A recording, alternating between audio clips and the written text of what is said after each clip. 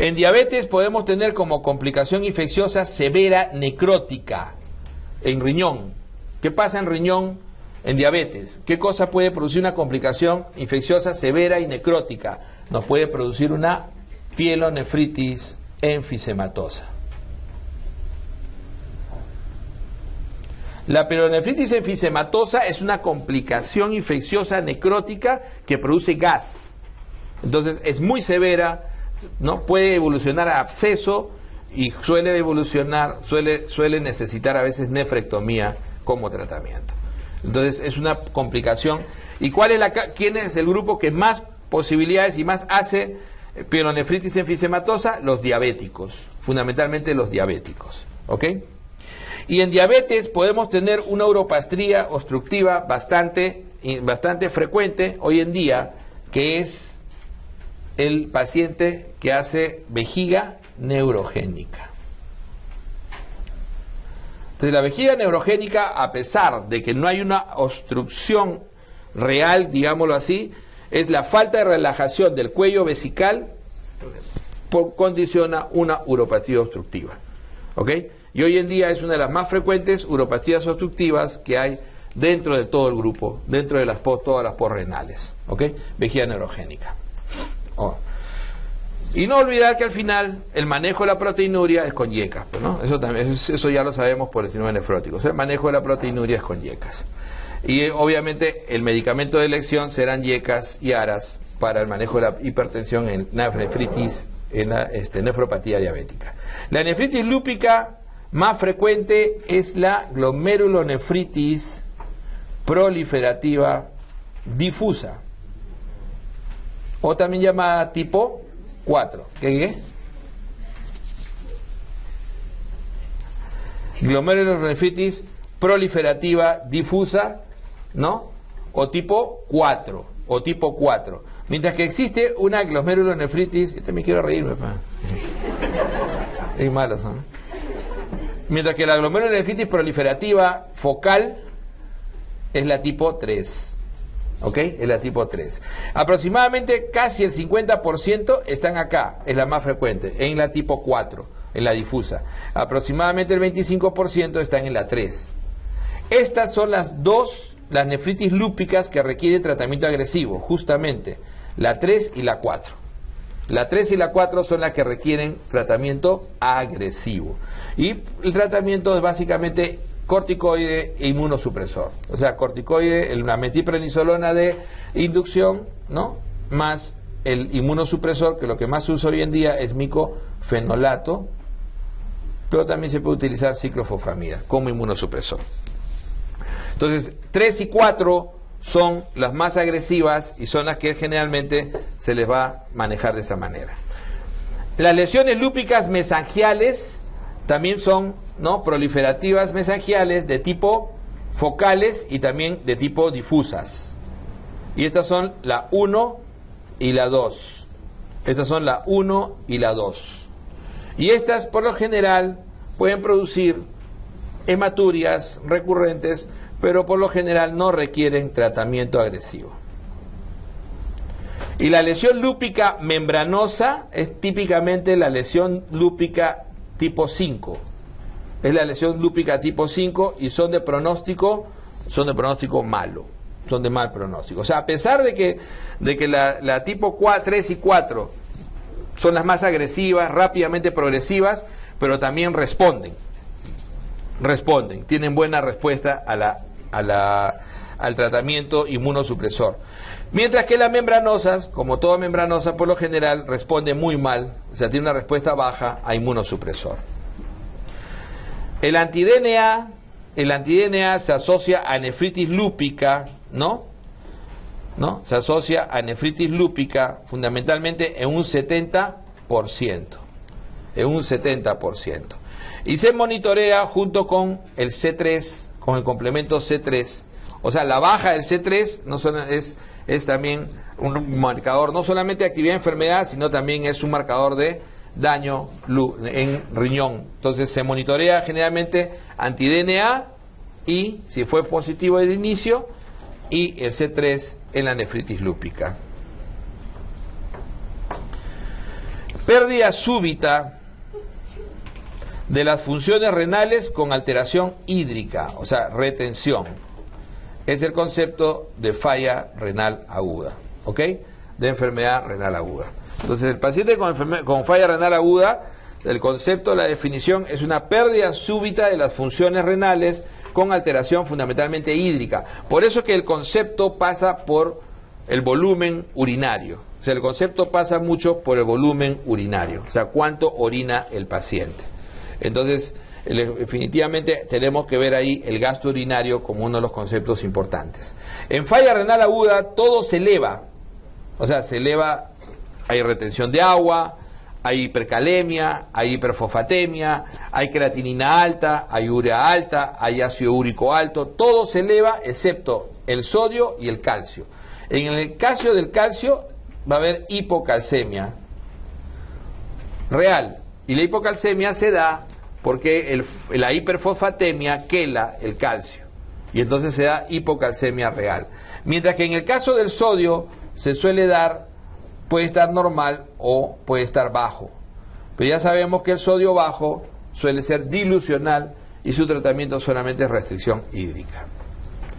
El cálculo de la función renal en injuria renal aguda o en falla renal aguda tiene que quedar clarísimo, no sirven los cálculos, ni el MD-RD, ni la forma de Crocroft-Gault. ¿Ok? Entonces no sirve ninguno de los dos para el cálculo en la falla renal aguda. Esto generalmente se calcula fundamentalmente, el cálculo de la función renal se hace en función de la producción de orina, ¿no? De la producción de orina y la relación con la retención de urea y creatinina. Pero básicamente por la producción de orina. Entonces no son útiles, ninguna de estas dos son útiles en la falla renal aguda. El gasto urinario es criterio diagnóstico y es riesgo e injuria. Entonces el gasto urinario es fundamental cuando es menor de 0.5 mililitros kilo hora. Entonces un gasto urinario que va de 6 a 12 horas en ese rango de menos 0.5, entonces no está alrededor de riesgo y alrededor de injuria. ¿Ok? Y alrededor de injuria. Entonces un paciente que orina menos de 0.5 en 6 horas es un concepto, es uno de los conceptos que se usan para hablar de falla renal aguda. Como que también en la definición de la KDIGO, elevar 0.3 miligramos de creatinina en 48 horas es también la definición que se utiliza. O sea, la KDIGO dice, te lo pueden poner, ¿no? De acuerdo a la definición de la KDIGO, puede ser un incremento mayor de 0.3 de creatinina por encima de su basal en 48 horas o una caída de la producción de orina en menos de 0.5 mililitros kilo hora. Esos son los conceptos más importantes. ¿Ok? Entonces, en falla, cuando el paciente ya está en falla, es un paciente que produce menos de 0.3 mililitros kilo hora en 24 horas o más. Entonces un paciente que ya produce menos de 0.3, o sea, ya cayó más la producción en el 0.3, ese paciente ya se considera en falla, y por lo general este paciente, además de eso, otro concepto que se puede utilizar acá es que el paciente esté en anuria, ¿no? Por lo menos 12 horas. Si el paciente está en anuria por 12 horas, también ya se lo considera en falla. Entonces, si descubrimos que el paciente no orinó 12 horas, nada, entonces ya está en falla. Se considera también en falla. Entonces, es típico, o sea, lo que quiero que se entienda es eso, los conceptos, ¿no? El concepto es disminución de la producción de orina, menor de 0.5, o una elevación de la creatinina de 0.3, mayor de 0.3 en 48 horas, que ese es el concepto, la definición que se usa internacionalmente. Y en el seguimiento es el hecho de que cuando decimos que ya está en falla, cuando decimos que todavía está en riesgo, injuria. O sea, ya está en falla cuando disminuye a menos de 0.3 o cuando tiene 12 horas de anuria. 12 horas de anuria. Y es típico en el pre renal que los cilindros sean hialinos. si es que hay cilindros. O sea, todavía no puede haber cilindros granulosos de ningún otro tipo, porque se supone que es un riñón que no es funcionalmente está sufriendo. El prerrenal es funcional, y mientras sea funcional, todavía no tiene por qué haber cilindros de ningún tipo, excepto hialinos, y el sodio, ¿no? El sodio urinario todavía tiene que ser bajo, porque no puede, todavía puede reabsorberlo. Entonces su sodio urinario va a ser menor de 20 miliequivalentes por litro, ¿no? O va a ser con una fracción de excreción de sodio menor de 1. Fracción de excreción de sodio menor de 1. Entonces eso es lo que hay que hacer fundamentalmente al ver estas preguntas. Entonces todavía sigue prerrenal, si el cilindro es hialino, o cuál es el cilindro que se puede ver es hialino, y todavía, y es prerrenal mientras todavía mantenga la reabsorción de sodio menor de 20 o un FeNA menor de 1. ¿Ok? En cambio, en el renal o intrínseco, ¿no? O sea, ya cuando el paciente ya está en el estadio renal intrínseco, ¿no? Entonces, ya los cilindros van a ser típicamente de necrosis tubular aguda. Y el cilindro de necrosis tubular aguda es un cilindro de tipo granuloso. Puede ser granuloso o epitelial. Entonces ya pierde por necrosis, ¿no? Entonces ya este paciente está entrado, en este caso, en necrosis tubular aguda isquémica, que es la causa más frecuente. Si uno, todavía en el Perú, todavía para nosotros, la falla renal aguda más frecuente es necrosis tubular aguda isquémica, ¿ok? Entonces, necrosis tubular aguda isquémica es la causa más frecuente. Es la causa más frecuente. Y ya en necrosis, entonces vamos a tener estos cilindros. Ya el sodio en orina va a ser mayor de 40 miliequivalentes por litro, y su FeNA ya va a ser mayor de 2. Ojo que eso significa que ya no puede reabsorber su sodio. ¿Por qué? Porque ha necrosado túbulo proximal fundamentalmente y ha necrosado asa ascendente. Son las dos áreas más sensibles y que necrosan y ya no puede reabsorber su sodio.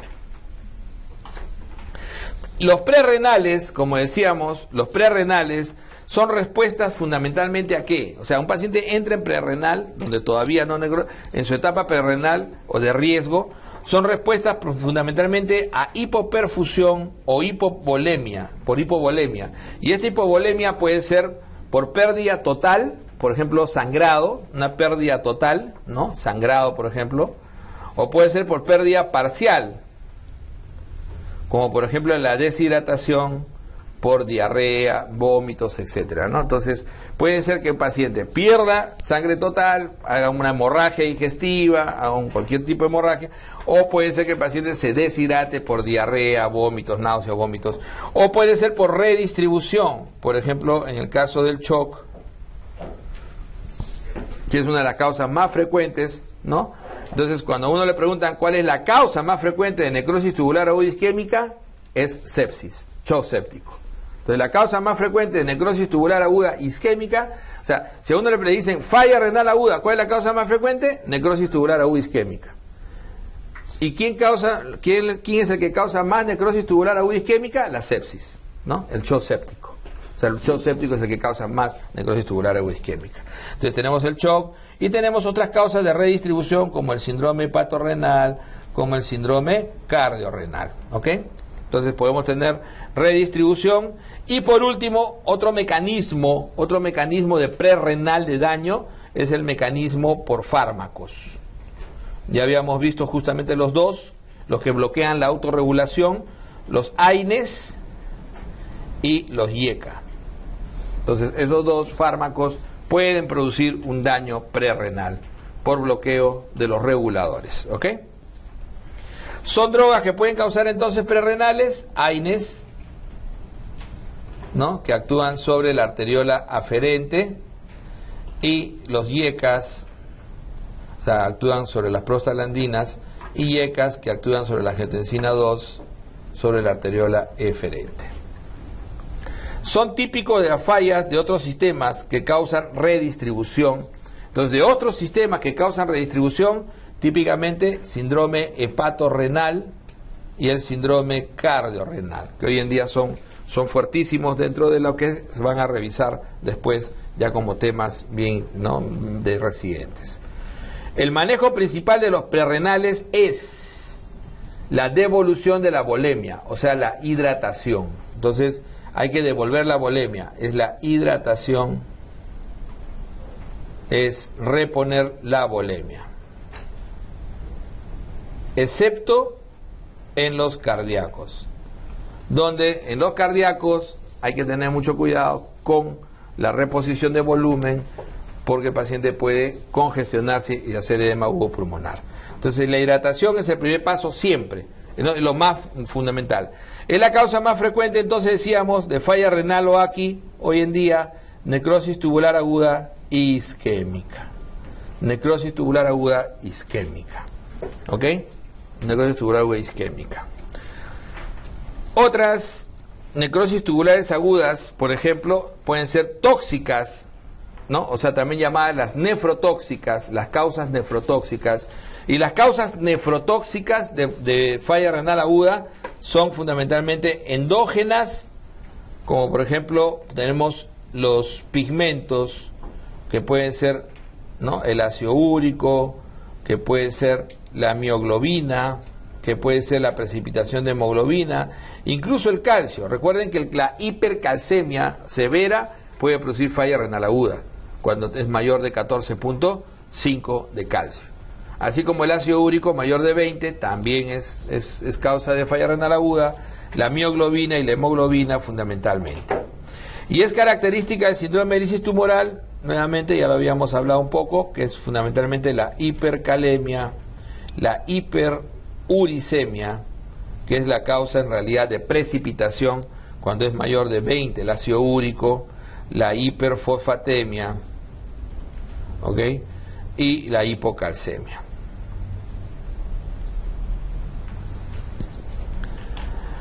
Causa tóxica endógena, pero por proteínas. Entonces habíamos dicho que una causa es por pigmentos y otra causa es por precipitación de proteínas. Y por precipitación de proteínas, fundamentalmente cadenas ligeras, tenemos amiloide y mieloma múltiple. ¿Ok? Amiloide y mieloma múltiple, como causa tóxica endógena por precipitación de proteínas. Causas tóxicas exógenas, lo más frecuente, fármacos. Y de los fármacos, siempre aminoglucósidos como una de las causas más importantes. Y la otra es contraste, nefropatía por contraste. Es característica de la nefropatía por aminoglucósidos, entonces, es característico que sea no oligúrica.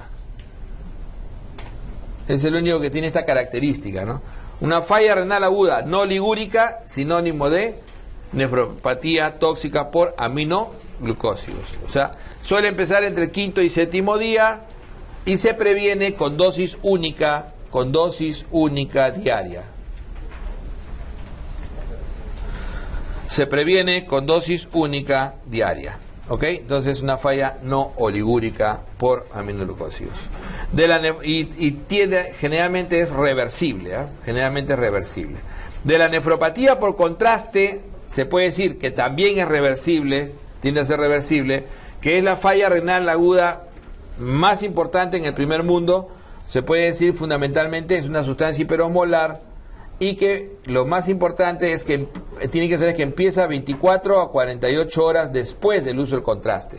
No es inmediato, empieza de 24 a 48 horas después, tiene las características de un prerrenal, hace las características de un prerrenal y por lo tanto el tratamiento más importante es la hidratación pre y post. La hidratación pre y post es el tratamiento más importante en la nefropatía por contraste. También se suele usar acetilcisteína, aunque eso ya es controversial, pero para efectos de examen, si les pusieran acetilcisteína y no les ponen hidratación, entonces puede ser la respuesta, ¿ok? Pero lo más importante, o sea, lo número uno es la hidratación enérgica y de ahí sigue la acetilcisteína. Bicarbonato sí ya se descartó hace muchos años. Características de la nefritis tubulointersticial alérgica. Entonces, las nefropatías intersticiales también pueden ser causa de falla renal aguda. Falla renal aguda. Y una característica es que estas nefropatías tubulointersticial alérgicas son típicas de medicamentos. Y son asociados básicamente a AINES, y también se asocia a rifampicina, por ejemplo, en algunos casos. ¿Ok? Es causa de falla renal aguda postrenal ureteral. Entonces, ureteral la causa más... Acuérdense que la obstrucción de uréteres no es lo más frecuente es cuello vesical. Pero ¿qué es lo más frecuente en uréteres? En uréteres lo más frecuente es neoplasias. Lo más frecuente en uréteres, que puede producir uropatía obstructiva, es neoplasias. Es más frecuente en postrenales, o sea, lo más frecuente en postrenales en general es patología de cuello vesical. Patología de cuello vesical. Y clásicamente próstata en varones, cáncer de cervix en mujeres y vejiga neurogénica en general, ¿no? Como las causas más frecuentes. Son causa de riñones grandes. Los clásicos riñones grandes son, primero, la diabetes, la nefropatía diabética. Después, los clásicos hiperfiltrantes por precipitación de proteínas, y entonces ahí tenemos amiloidosis y mieloma múltiple. También tiene riñones grandes el VIH, también tiene riñones grandes la enfermedad poliquística renal, ¿no? O también llamado KPD, enfermedad poliquística renal. Todos son los que pueden dar riñones grandes. En falla renal aguda, en aquí, los síntomas urémicos se ven con los que tienen urias altas, generalmente mayor de 200, ¿no? Mayor de 200 de uria. O sea, se correlaciona los síntomas urémicos, se relaciona, hay una relación con la uria alta. Se dice que a partir de 180 ya los pacientes comienzan a tener síntomas urémicos, y por lo general por encima de 200 los pacientes están con síntomas netos urémicos. Es manejo de hiponatremia en falla renal aguda. Solamente, hacemos hincapié otra vez, solamente la restricción hídrica. Y el manejo de la hiperfosfatemia no es con drogas, sino es dietético, básicamente. Dietético. Los indicativos de diálisis de urgencia son fundamentalmente los mismos que se utilizan en la enfermedad renal crónica, ¿ok? Son fundamentalmente los mismos. Y son aquellos pacientes que hacen, por ejemplo, hipercalemia, aquellos que hacen acidosis metabólica y aquellos que hacen edema agudo pulmonar que no responden a tratamiento médico. O sea, estos tres que no responden a tratamiento médico tienen indicación de diálisis de urgencia. Además de eso, en la parte clínica, los pacientes que tienen pericarditis urémica, los que tienen encefalopatía urémica y los que tienen hemorragia digestiva urémica. Entonces, esas son las indicaciones de diálisis de urgencia, ¿no? Es la incapacidad de cumplir las funciones renales con un daño que dura generalmente más de 3 meses. Eso es típico de la enfermedad renal crónica. O sea, la enfermedad renal crónica es la incapacidad de cumplir con las funciones renales, pero el daño debe por lo menos persistir más de 3 meses. Puede ser una depuración menor de 60, ¿no? Por ejemplo, de los pacientes que vienen de la falla renal aguda, que persiste menos de 60 en 3 meses, o puede ser cualquier daño persistente como proteinuria, microalbuminuria, proteinuria, puede ser hematuria persistente, puede ser leucocituria persistente, puede ser paciente que tenga alteraciones morfológicas que no persisten durante 3 meses, ¿no? Entonces, cualquiera de esas circunstancias que modifiquen y duren más de 3 meses, hace que el paciente se lo catalogue de enfermedad renal crónica. ¿Cuál es la prueba de pronóstico de enfermedad renal crónica? La prueba de pronóstico es la microalbuminuria. Entonces, es la microalbuminuria. Entonces, la albuminuria nos da 3 niveles de riesgo en el pronóstico. Un nivel A1, A2 y A3. El nivel A1 es cuando uno tiene menos de 30, o sea, es normal la albuminuria. El nivel de riesgo intermedio es cuando uno tiene menos de 300 de albuminuria, y el nivel 3 es cuando tiene más de 300 de albuminuria. Entonces, eso contextualiza el pronóstico. O sea, la idea es que tengan la idea que el pronóstico se puede ir sacando en función a la albuminuria que tenga el paciente. Y eso sirve fundamentalmente, tiene una utilidad también en la parte de salud pública para poder planificar el tratamiento del paciente, o sea, la concentración. La albuminuria se relaciona con la concentración de visitas al nefrólogo y de análisis que se le hace en el año, ¿ok? Tiene también una planificación en base a eso. Los síntomas de uremia aparecen en el caso de la enfermedad crónica por debajo de 50. Por debajo de 50.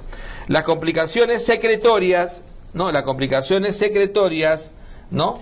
Como el potasio y acidosis, aparecen por debajo de 25. Por debajo de 25.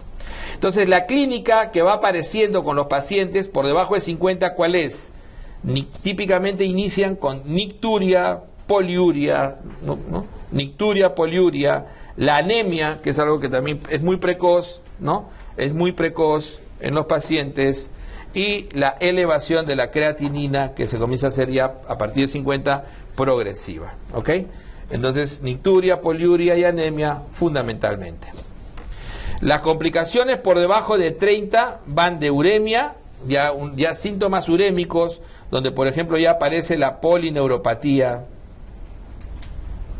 ya comienza a aparecer la polineuropatía, la disgeusia, que es la falta de sabor de la comida, entonces ya comienzan a aparecer esos síntomas. La hipertensión, por debajo de 30, casi el 100% de los pacientes son hipertensos. Enfermedad renal crónica son hipertensos. Aparece la enfermedad ósea, que es fundamental, ¿no? El paciente aparece con una enfermedad ósea que es importante, y la acidosis, que se hace crónica prácticamente, y el paciente requiere soporte de bicarbonato por vía oral. La proteinuria se considera tóxica, entonces siempre debe manejarse hasta el final de la enfermedad, ¿ok? Siempre se debe manejar hasta el final de la enfermedad. El acúmulo de solutos, ¿no? O sea, ya se acumula solutos en forma intensa por debajo de 15 de depuración. Entonces el paciente ya, por eso que 15 es término donde los solutos se comienzan a acumular en forma intensa, comienzan los pacientes a tener estados hiperosmolares. En el manejo de la acidosis, fundamentalmente se utiliza tabletas y cápsulas de bicarbonato oral, en tabletas y cápsulas, tratando de mantener una bicarbonatemia de 20 o más. Entonces ese es el objetivo, ¿no? En el manejo de la hipercalemia, el objetivo es estar por debajo de 5.5, y el tratamiento pasa fundamentalmente por la dieta, que es muy estricta, una dieta menor de 1.5 gramos de potasio al día, que es una dieta prácticamente llaman dietas dializadas, y furosemida en dosis altas. Furosemida, acá sí se utiliza furosemida en dosis altas. El manejo de volumen, aparte de dietético, o sea, la restricción, que suele ser 500 más la diuresis, es lo que se le suele dar a los pacientes en enfermedad renal terminal, 500 más la diuresis, ¿ok? Ese es el cálculo, y furosemida, para mantener una orina de 24 horas mayor de 800. ¿Ok? Se trata de mantener una diuresis mayor de 800 con furosemida, y se le hace restricción de volumen para que no haga congestión y edemas. El manejo de la enfermedad ósea renal, recordemos nosotros que el paciente no pasa de 25 hidro D3, debe pasar a 1,25 dihidro D3 para activar, y esta activa va a hacer que se absorba el calcio en el intestino. Entonces, como no se produce esto, porque no hay activación, entonces la paratormona, ¿no? La paratormona intenta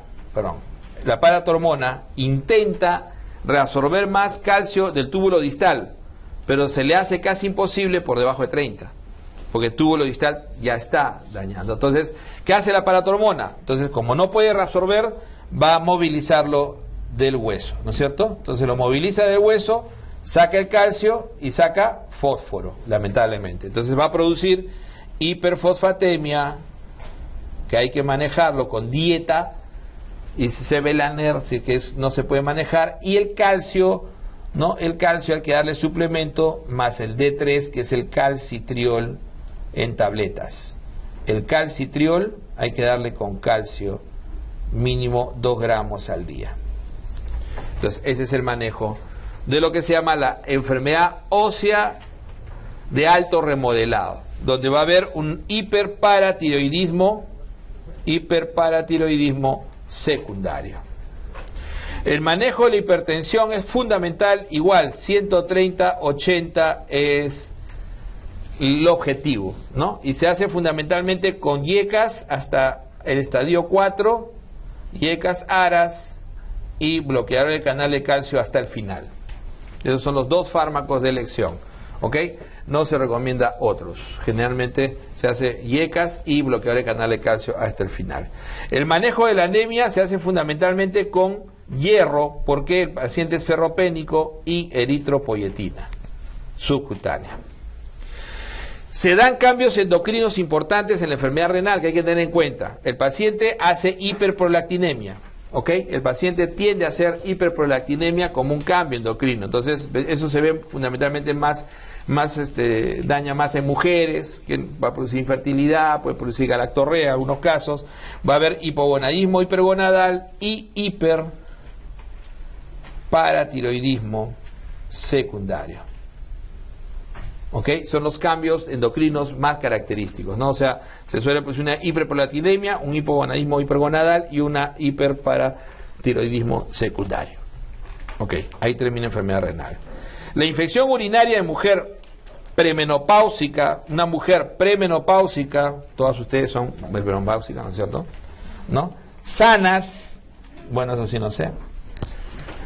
No gestantes, espero, y fundamentalmente sin daño estructural urinario, de la vía urinaria. Entonces, esa es la condición para decir que esa es una infección del tracto urinario no complicado.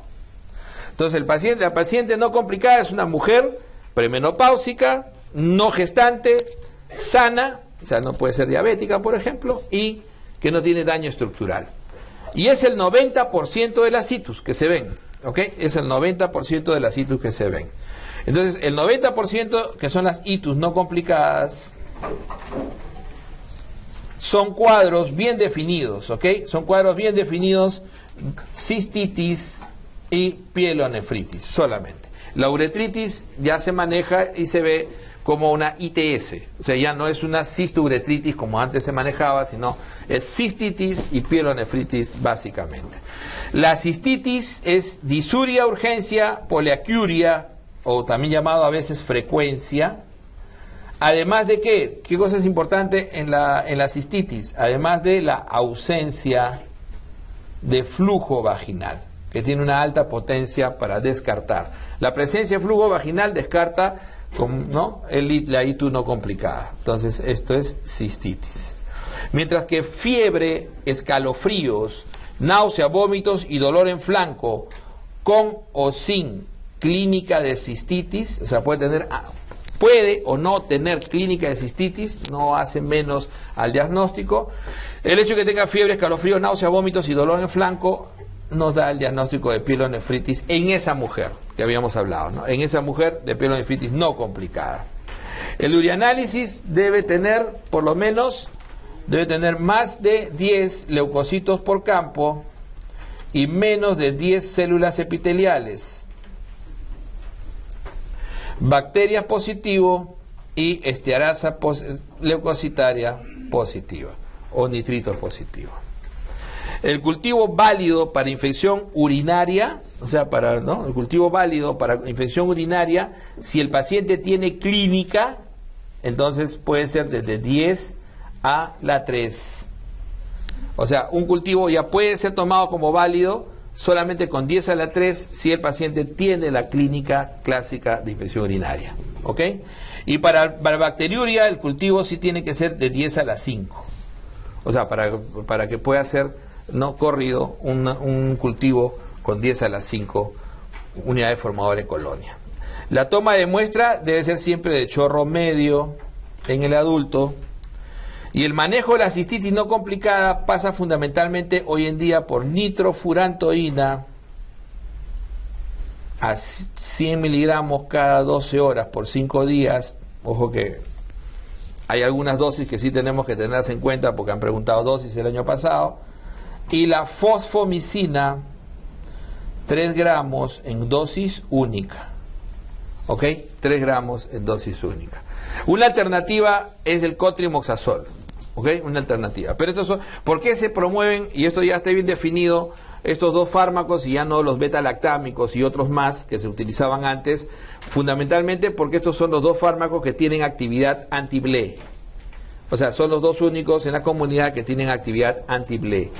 Y entonces, como BLE es hoy en día un problema de salud pública importantísimo que se ha trasladado ya a la comunidad, es importante la elección de nitrofurantoína micronizada, ¿no? Cada 12 y de la fosfomicina. No se recomienda fluoroquinolonas, por eso, ¿no? En la cistitis. Ojo que 90% son E. coli, ¿no es cierto? 90% son E. coli. Y el manejo de la pielonefritis no complicada, ahí más bien sí se utilizan fluoroquinolonas. Y es útil utilizar ciprofloxacino y levofloxacino. ¿Ok? Es útil utilizar ciprofloxacino y levofloxacino. La ITU recurrente, 2 episodios en los últimos 6 meses o 3 episodios en el último año, ¿no? A esta paciente se le recomienda estudio de imágenes y cultivo y manejo con cultivo. Manejo con cultivo, ¿ok? Manejo con cultivo. Entonces se le recomienda manejo con cultivo y estudio de imágenes, en el caso del manejo de la recurrente. El manejo de la bacteriuria sintomática solo se admite hoy en día en gestantes, en ningún otro grupo. No se recomienda en ningún otro grupo la bacteriuria asintomática. Fundamentalmente en gestante, y en gestante sí se puede utilizar cefalosporina de primera, amoxiclavulánico y nitrofurantoína. En general, en la ITU y la gestante, prácticamente se recomienda hoy en día usar los mismos fármacos, nitrofurantoína y fosfomicina. La fosfomicina es segura en los 3 trimestres, mientras que la nitrofurantoína no se recomienda en el tercer trimestre. ¿Ok? No se recomienda en el tercer trimestre. Entonces, ese es el manejo de la ITU en la gestante. Y la ITU en la gestante, como decíamos, tiene que tener siempre debe haber tratamiento antibiótico, ¿no? La ITU con sonda permanente se recomienda siempre y cuando el cultivo, ¿no? El cultivo debe ser hecho sin sonda. El urocultivo debe ser hecho sin sonda para que sea válido. Y generalmente se trata pseudomona. Pseudomona es lo más frecuente. Entonces, la bacteria más frecuente en ITU sigue siendo, tanto en el hospital como en la comunidad, E. coli, ¿no? Pero con la diferencia que en el hospital, hoy en día, son las especies BLE, productoras de beta-lactamasa de espectro extendido, son hoy en día el gran problema de salud pública. Y la ITU instrumentada, siempre hay que cubrir pseudomona. Para pseudomona, en todos los casos, en vía urinaria, sí es lo más útil ceftazidima.